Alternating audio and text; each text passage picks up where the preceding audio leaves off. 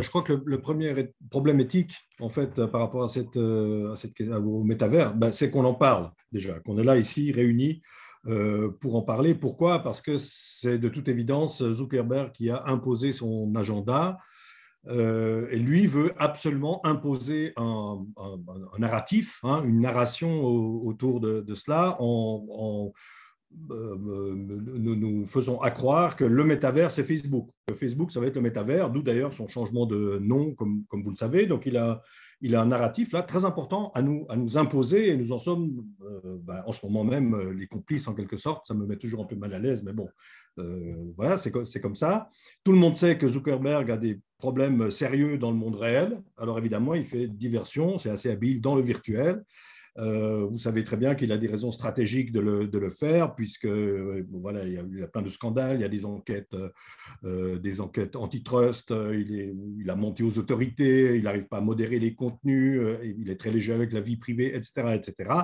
Donc tout ça fait qu'il a des raisons de nous imposer ce narratif. Il a en plus des raisons économiques aussi de le faire, parce que son but à lui, c'est d'ubériser en quelque sorte les écrans, d'ubériser les smartphones et d'ubériser tous ceux qui, comme Apple ou d'autres, lui imposent d'une manière ou d'une autre des limites. Donc il s'agit toujours pour lui de dépasser ces limites. Tout ça lui apparaît comme des limites, des obstacles, et il faut bien comprendre que Zuckerberg, c'est vraiment nos limites, quoi. C'est la personne, nos limites. Ça apparaît d'ailleurs très très bien dans sa vidéo de présentation à laquelle on a déjà fait allusion. Mais maintenant, en ce qui concerne le métavers lui-même, je crois que donc, ce qui est intéressant d'un point de vue philosophique puis éthique, c'est de remettre cette technologie, cette promesse de technologie dans le temps long.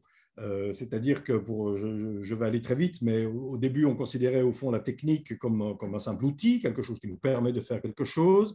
Ensuite, on s'est rendu compte que c'était insuffisant, qu'il fallait dire que la technique moderne était plutôt un système ou un milieu dans lequel on est plongé.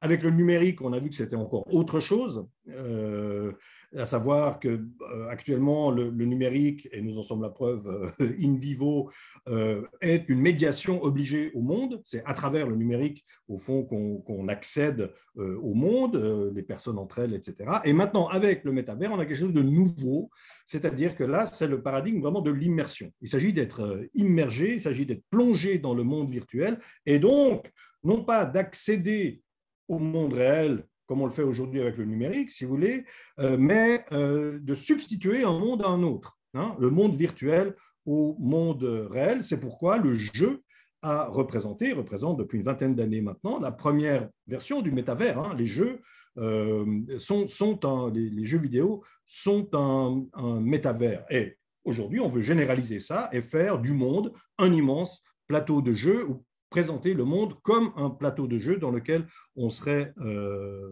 immergé à travers notre avatar, mais pour y faire des choses bien réelles, hein, c'est un calcul très important pour eux, c'est-à-dire jouer, acheter, naturellement, communiquer, collaborer, et il s'agit par conséquent d'envahir le monde, pour ce métavers, il s'agit d'envahir le monde d'une manière que le jeu ne fait pas. Alors, d'un point de vue ce qui me semble intéressant d'un point de vue philosophique, mais je n'ai pas le temps de développer ça naturellement, mais c'est cette volonté de créer un monde, hein, un nouveau monde en quelque sorte, un monde qui soit sans résistance, un monde qui nous dispense de l'expérience du monde. Ça, c'est très important. Comme le dit Spielberg dans Ready Player One, il s'agit d'aller quelque part sans aller nulle part. Formidable phrase.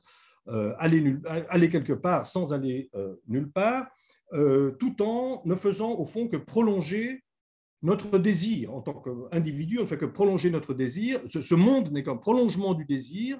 On le crée à notre image, selon notre volonté, selon notre imagination individuelle. Il n'y a pas d'autre limite que celle de sa propre imagination. Par conséquent, il y a une espèce de nouvelle distribution qui se passe dans le trio entre individu réel et virtuel. Zuckerberg insiste beaucoup, c'est très intéressant dans sa vidéo, sur le sentiment de présence. Pour lui, c'est très important qu'on ait ce sentiment de présence dans le monde virtuel.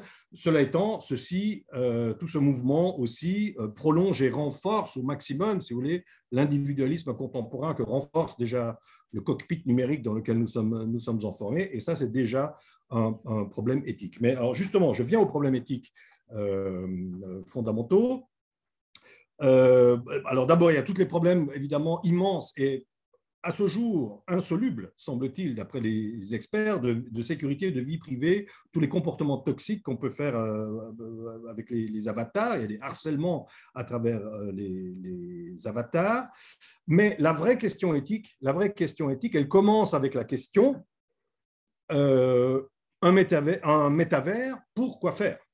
Voilà.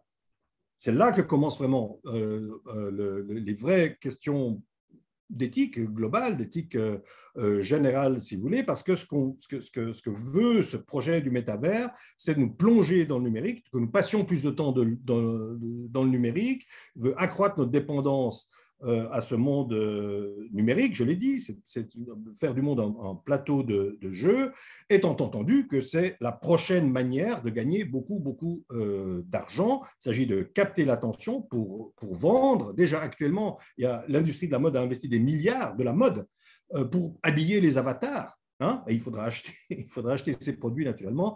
Donc, la première chose vraiment fondamentale qu'il faut comprendre, c'est que c'est un projet commercial. Tout le reste, c'est du blabla, si vous voulez, autour du métavers. Et c'est une industrie commerciale qui fonctionne comme une ingénierie comportementale.